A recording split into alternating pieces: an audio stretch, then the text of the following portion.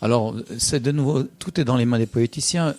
On dit maintenant votez pour la caisse unique, c'est comme ça qu'on dit à l'État, parce qu'on va mieux contrôler. Et en même temps, on dit on ne contrôle pas assez bien les caisses. Mais c'est les mêmes personnes qui vont contrôler la caisse unique et qui doivent contrôler les caisses maladie.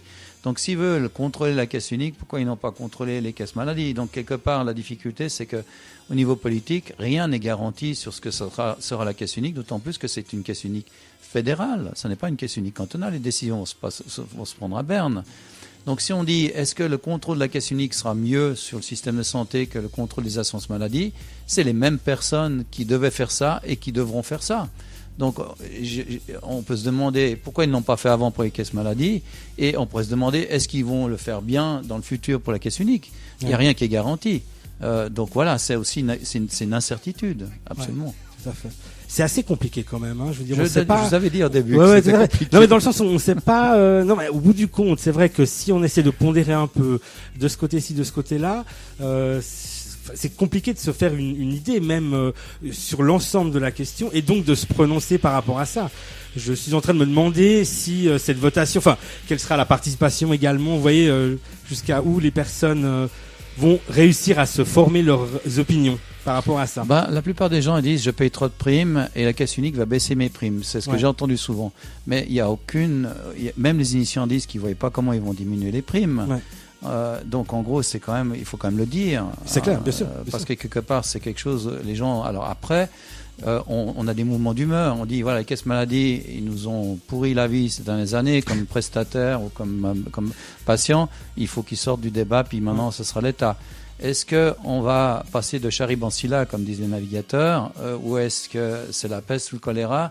Moi, j'arrive pas vraiment à être certain qu'il y a une solution qui est tout à fait meilleure que l'autre, si ce n'est qu'il est clair, et c'est d'ailleurs un des avantages de cette initiative, qu'il faut augmenter le contrôle des caisses et qu'il fallait changer la compensation des risques. Ça, c'est absolument clair. Ouais. Mais c'est le politique qui ne l'avait pas fait avant. Donc on peut se demander pourquoi il ne l'avait pas fait avant. Absolument. Et donc c'est une question qu'on peut poser aux politiques eux-mêmes. Pourquoi ils n'ont pas fait cette compensation des risques avant?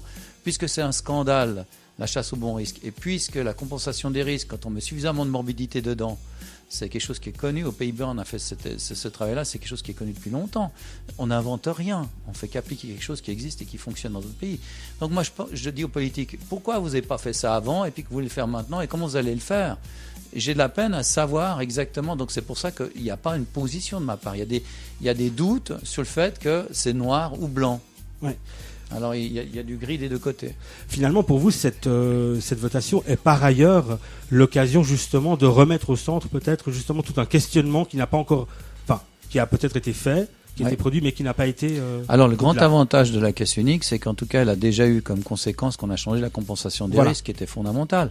Donc on a déjà quelque chose, même si cette caisse unique ne passe pas, il y aura quelque chose qui sera fondamentalement avantageux. C'est qu'on a déjà fait ce travail-là, qui n'aura peut-être pas été fait avant. Maintenant, moi, j'ai rien contre la caisse unique, et peut-être que c'est une solution, mais il faut dire que c'est pas forcément une solution magique.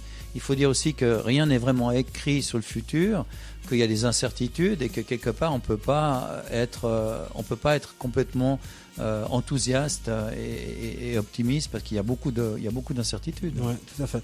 Vous pensez que c'est parce qu'au départ ce sujet est un peu mal ficelé, il lui manque des choses, ou c'est parce que tout simplement il faudrait encore réfléchir à ça, peut-être avoir un panel plus large de personnes qui se parlent pour justement arriver à des solutions plus concrètes et plus définitives? Finalement, il y a un problème philosophique. Est-ce que l'État doit s'occuper complètement de contrôler tout le système de la santé, ou est-ce qu'on arrive à construire un système tel qu'il existe actuellement, qui est un système avec des partenaires multiples? Chacun a ses propres intérêts et des déviations sont possibles.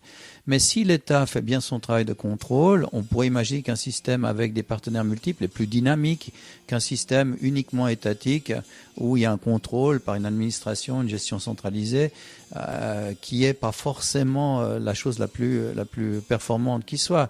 Donc il y a vraiment derrière aussi ça une volonté, un problème philosophique. Êtes-vous pour un contrôle de l'État avec des performances qui sont bonnes ou mauvaises, on ne peut pas le dire d'avance, ou est-ce qu'on est davantage dans un système un peu plus complexe, avec des dérives possibles, mais avec aussi un contrôle possible de l'État. Et ce qu'il faut déplorer, c'est que l'État n'a pas fait ce contrôle ces dernières années parce qu'ils avaient les moyens d'écrire des lois pour contrôler les assurances maladie. Alors c'était probablement assez facile de dire c'est les assurances maladie qui sont responsables de tout, mais si on ne les contrôle pas, quelque part c'est comme ça. Maintenant si c'est l'État qui le fait, il y a une phrase célèbre qui dit « Qui gardera les gardiens ?» Quand on a des assurances, et si quelqu'un veut les contrôler, ils ont les moyens de le faire. Quand ce sera l'État, qui contrôlera l'État? Alors, on va dire c'est le politique, c'est les votations, mais on sait la distance qu'il y a entre des élections et des décisions. Ouais. C'est effectivement un sujet complexe. Parmi vos pairs, justement, parce que vous disiez que c'est effectivement pas la solution, la panacée et tout et tout. Alors justement, dans le réseau comme ça des docteurs, des médecins que vous fréquentez, est-ce que justement il y a quelque chose, une dynamique qui s'installe plus qu'une autre?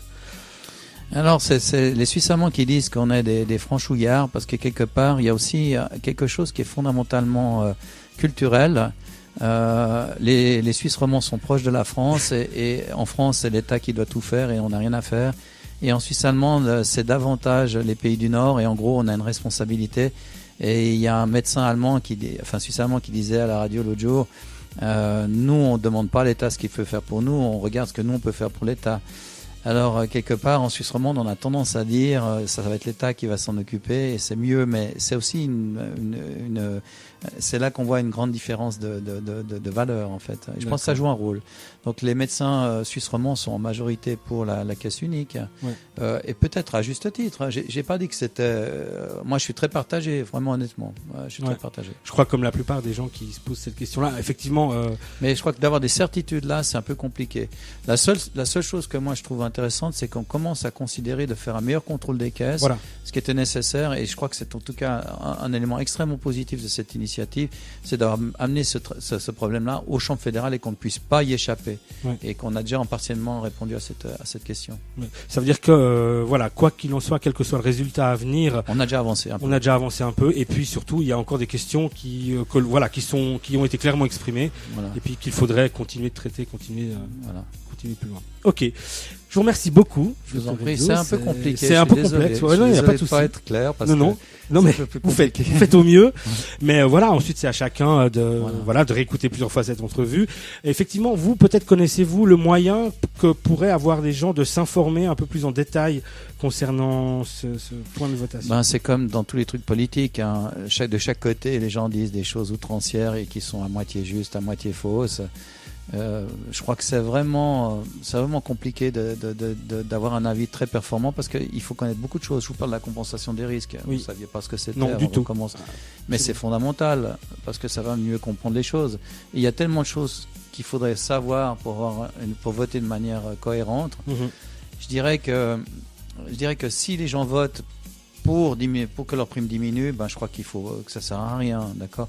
S'ils pensent que l'État est mieux qu'un système complexe et qu'il faut simplifier, peut-être qu'il faut qu'ils votent pour la caisse unique, je dirais. Et voilà. Il y a des gens qui pensent que d'avoir une activité à titre privé est un scandale et que la seule chose qui est pertinente, c'est d'être fonctionnaire parce que là, on travaille avec une éthique et on est complètement... Donc, il y a des gens qui pensent ça, ils pensent que d'être employé de l'État ou que l'État fasse quelque chose vous garantit totalement de toute dérive.